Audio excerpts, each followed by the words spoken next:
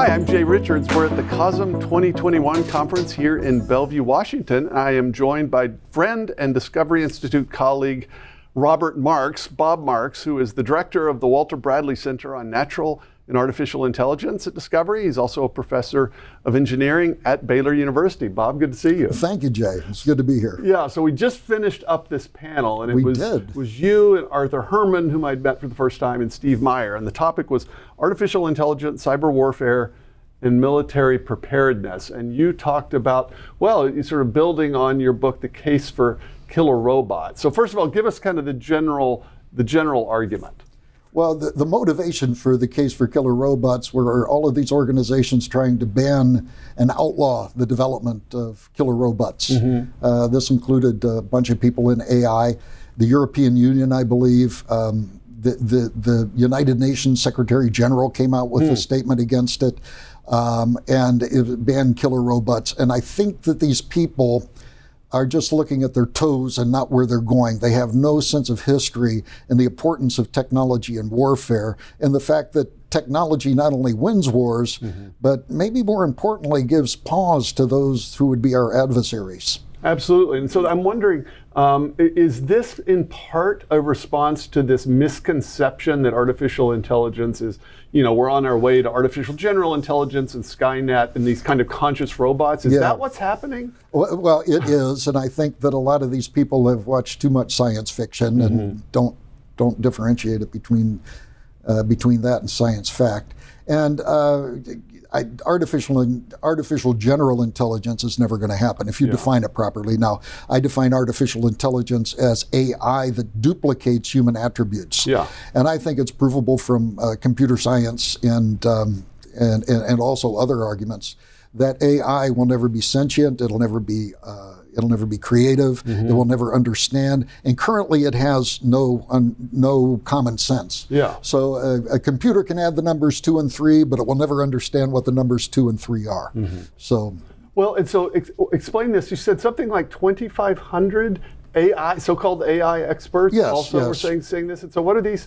I mean, these people know the subject, I assume, right? Or do they not? Well, I think so. I have some hypotheses. First of all, I think that a lot of them are probably materialist, and some of them do not know the basic computer science that prohibits the development of artificial general intelligence.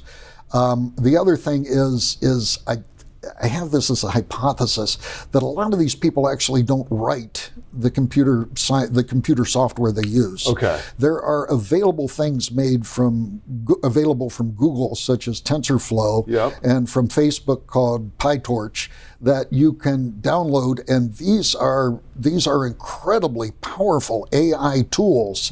And not only can you look at their software, but they offer you computing time on their super duper computers, and all of this stuff happens. But I suspect that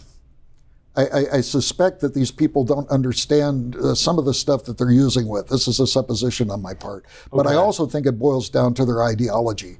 If you are indeed a materialist and believe that a computer or that the thing between our ears, our brain, is nothing more than a meat computer, then we should be able to duplicate everything. Yeah, so there's a sort of double problem. One's this kind of metaphysical assumption about the nature of technology and the nature of human beings, but then also you're suggesting that a lot of these people, even though they're so-called AI experts, these things they actually use are really black boxes for them, and so they sort of invest them with the kind of power that a person that truly understood the computer science wouldn't buy.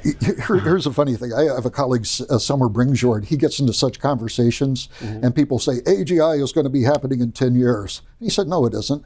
And the other person says, well, yeah, it is. And Bringsjord says, I will bet you $15,000 that it isn't. We might be dead by then, but let's put it in a trust. We'll make a decision. We'll choose a disinterested moderator, and we will decide who wins this bet at the end of 15 years. He's never had a taker.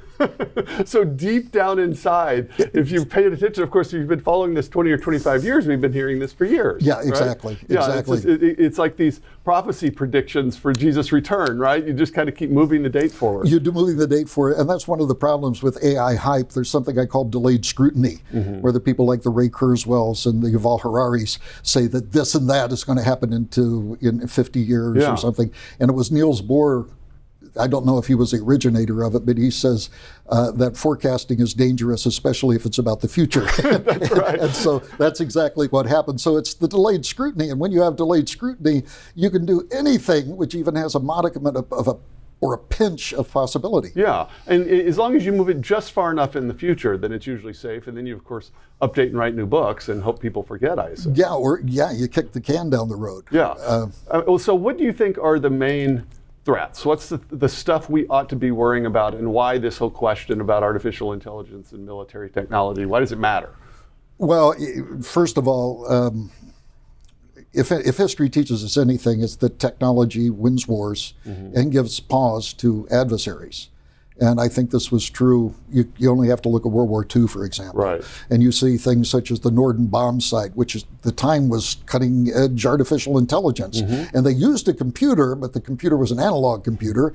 And it was so top secret that the bombardiers were instructed to destroy the bomb site in case of probable capture. Today, I've heard you can buy it on eBay for a few $100. Wow. But right then, it was really something. But today, it's antiquated. It used analog computing. But there was technology there. There was radar. There was the atomic bomb, which, although it did its devastating work, is estimated by one historian, Philip Jenkins, as saving 11 million lives in total.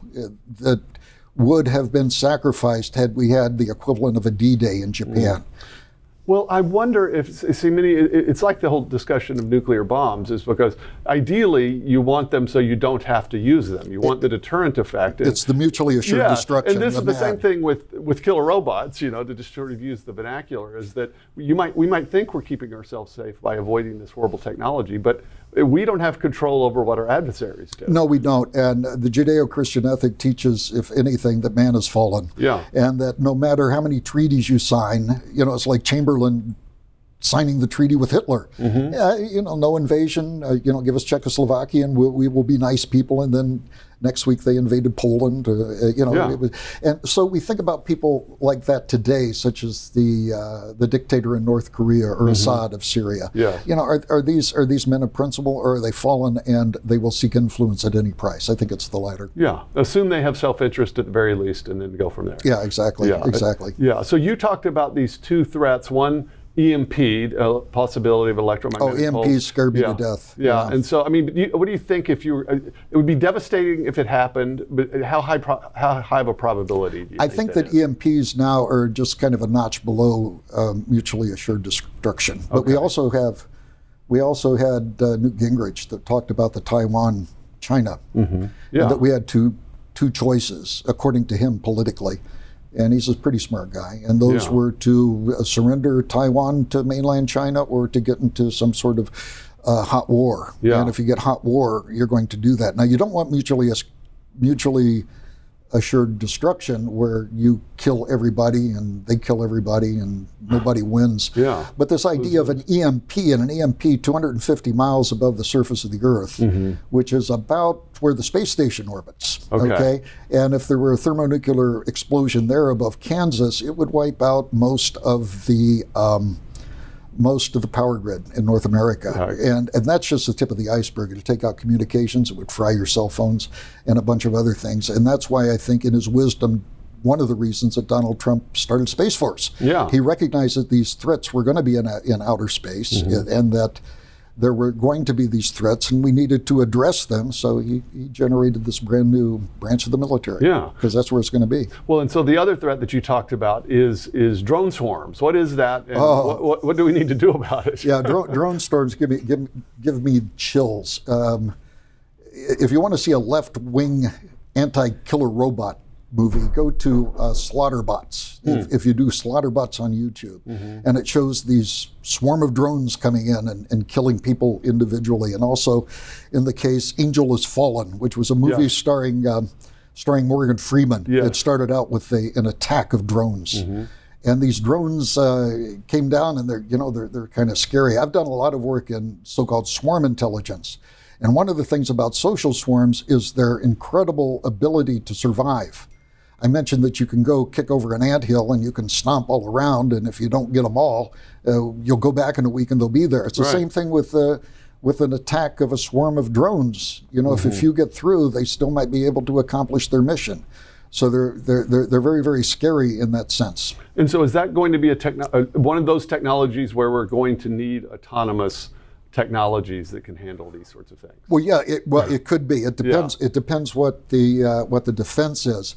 One that has been suggestion is kind of like a one-on-one dogfight. Yeah, with a bunch of swarm. Yeah, and in that case, you're going to need quick reaction and autonomy. The military has something called OODA, which is observe, orient, decide, attack.